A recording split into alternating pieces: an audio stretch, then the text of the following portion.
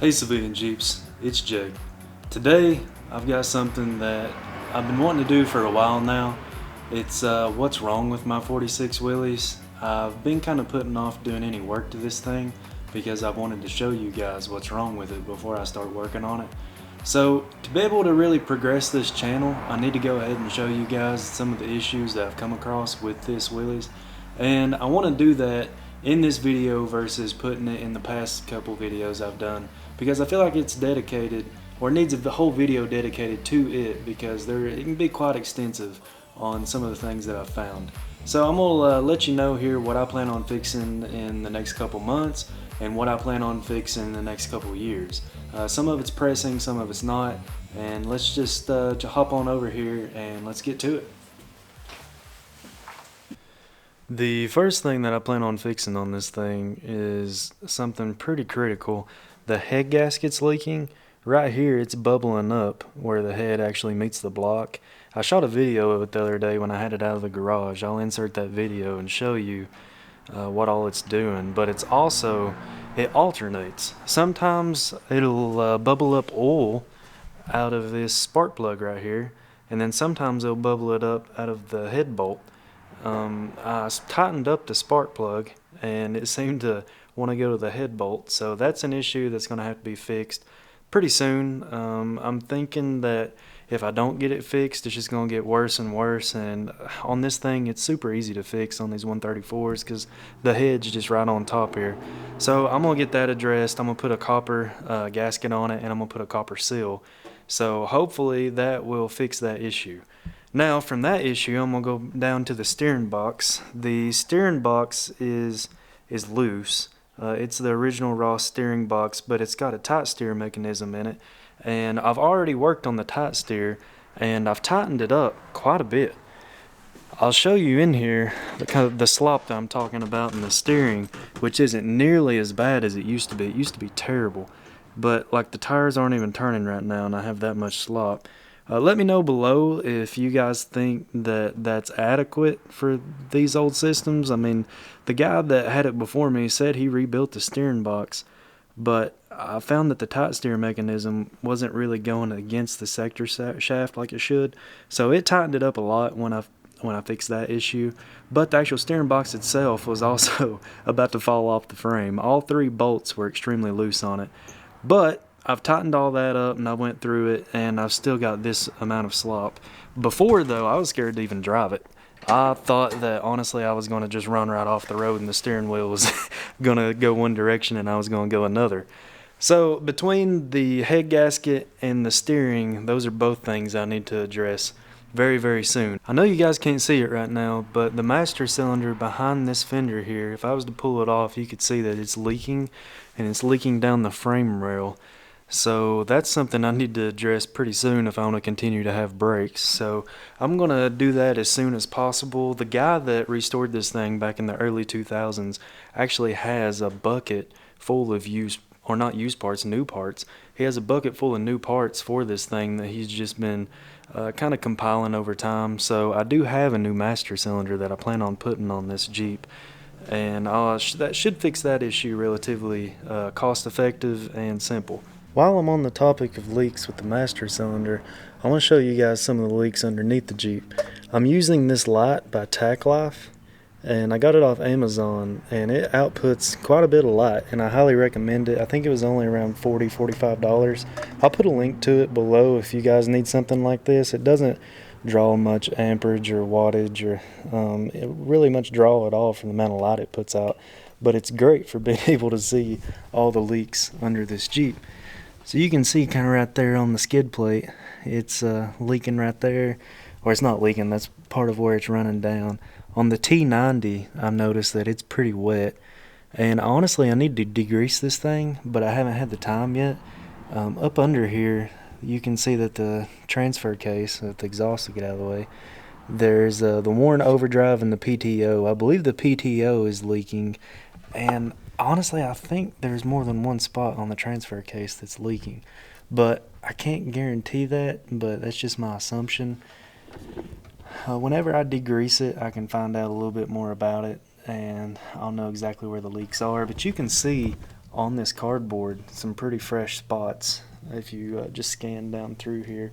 So she does leak, but you know, what Jeep doesn't? I honestly would be afraid if my Jeep didn't leak, because if it doesn't leak, honestly, it'd make me wonder if it even has fluid in it. Since we're in that area, I want to show you the frame. More importantly, this section right here where the transmission cross member is, there's this bracket that has got a crack in it. It's hard to see, but there's a crack there, and the crack goes all the way through. At first I thought it was a crack in the frame and I was stressing, but it's actually a crack in the cross member support bracket. And honestly, it could be just, these are rivets and it can be drilled out, and that's what I plan on doing. But this hanger right here is kind of hard to find. If any of you guys know where to find that hanger, please tell me in the description, maybe even drop a link, because I plan on supporting the underside here and dropping the cross member, and I just need to fix this as soon as possible. And the other side's not in the best of shape either, but it's not cracked, so I'd like to fix both sides, so I would need 2 brackets. So I'm having issues with the body mounts as well.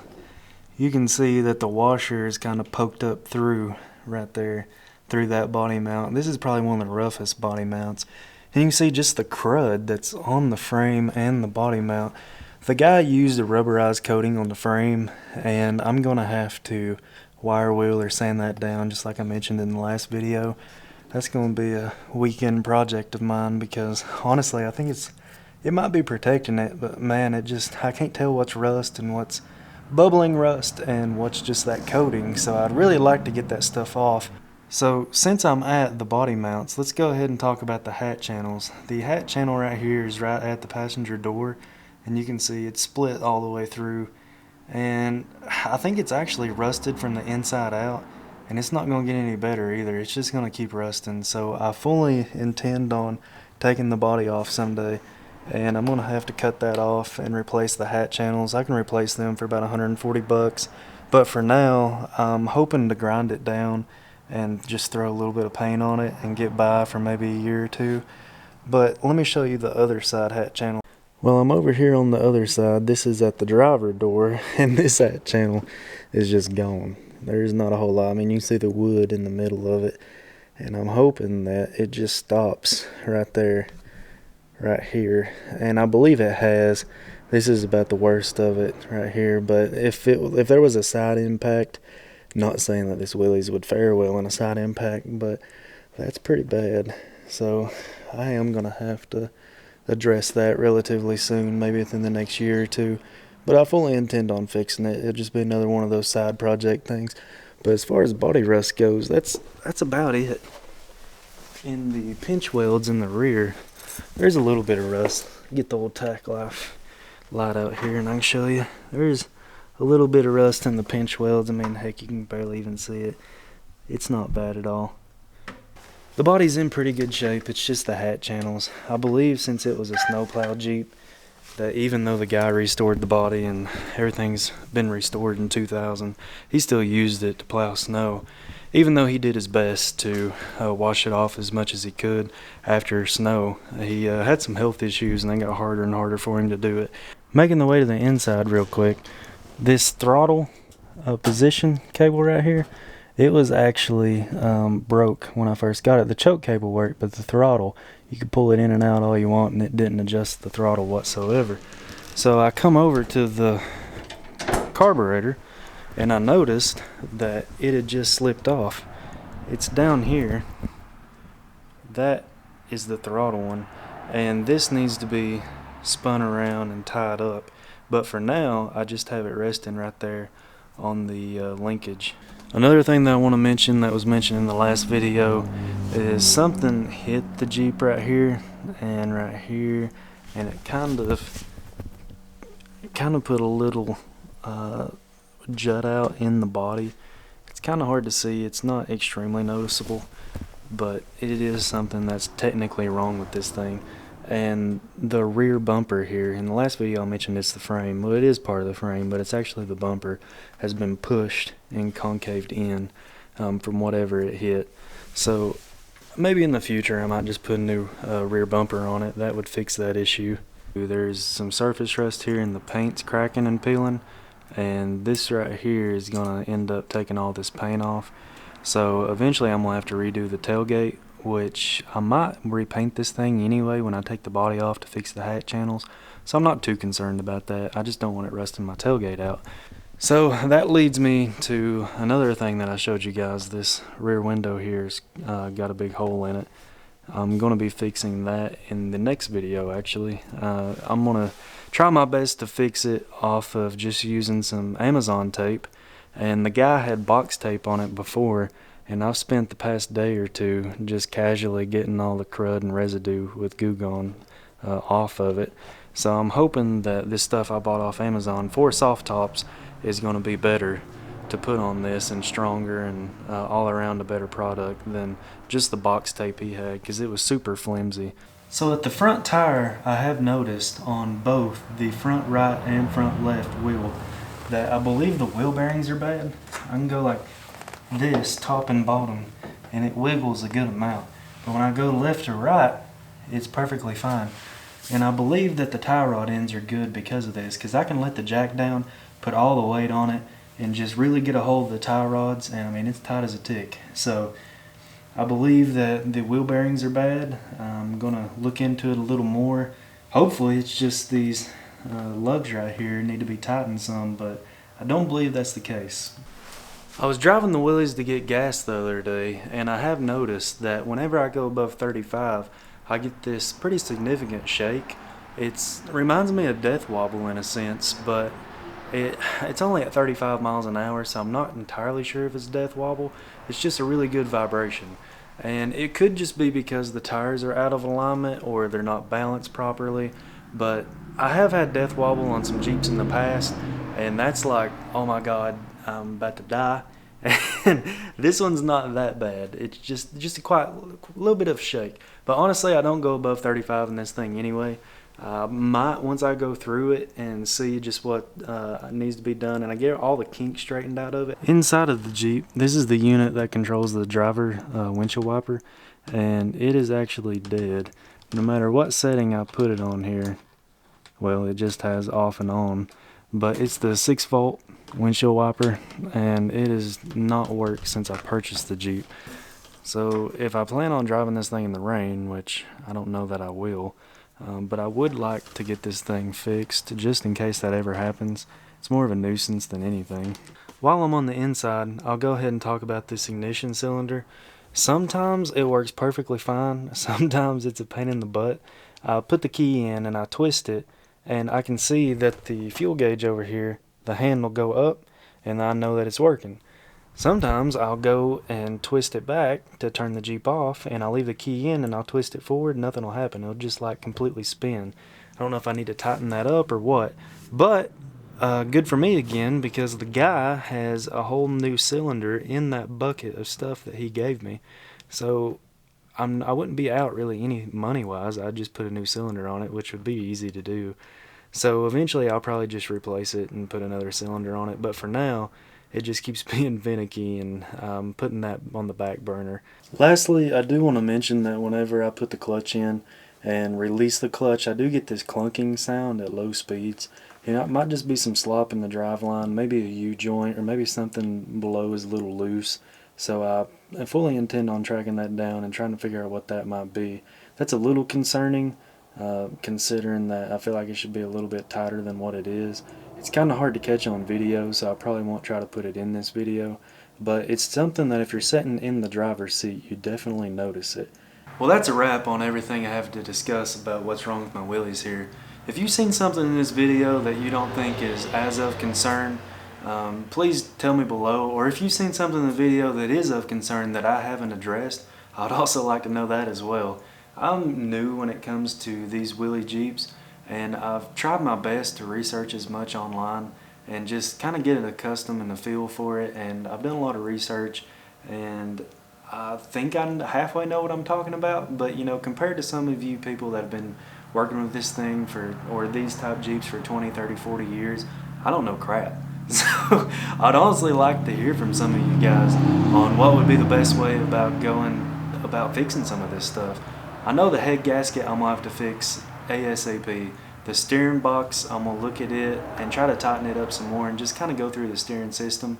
Now the brakes, the master cylinder with it leaking, I'm gonna go through it ASAP as well. So those are kind of three big ones. Now the transmission cross member I hope to fix relatively soon as well. The crack in it concerns me, and that was just the driver's side. The passenger side doesn't have a crack, but it looks pretty rough. So if you guys could tell me where I could possibly get one of these hanger brackets, I would be indebted to you for sure. I intend on fixing that probably within the next year or so, and just going over the frame. Probably won't take the body off of this thing until at least a year. I kind of want to enjoy it, go through it, know exactly what needs to be done to it before I completely dismantle it and take the body off of it. I don't want to do that and take the body off and fix what I know about and then just 5 other things come up. So I honestly plan on just driving, enjoying it, and just as little things pop up, put them on my list if they're not just catastrophic. And I'm eventually going to do a body off on this thing probably 2 years from now. I'd like to enjoy it this year, possibly next year, but in 2 years from now I'm going to strip it down. And like a guy mentioned before in one of my comments, he was like, it doesn't have to be perfect. And that's true. I completely agree with that, but I want to make it as good as I can possibly make it without going overboard. I still want to use this Jeep for, you know, what the Jeep was intended for. I've almost fixed my CJ7 up too much. I've almost fixed it up enough to where I don't really want to use it like a Jeep. And this thing has been perfect. I've run it all over my fields, and I took it back in the woods, and you know, a few of the tree branches kind of brushed up against it, and I didn't care because the paint isn't immaculate on this thing. So, and that's not what I want to do. I don't want to make it immaculate. So it's just going to be one of those things that over time I'm going to fix things here and there. And I'm rambling right now, so I'm going to go ahead and close this video out.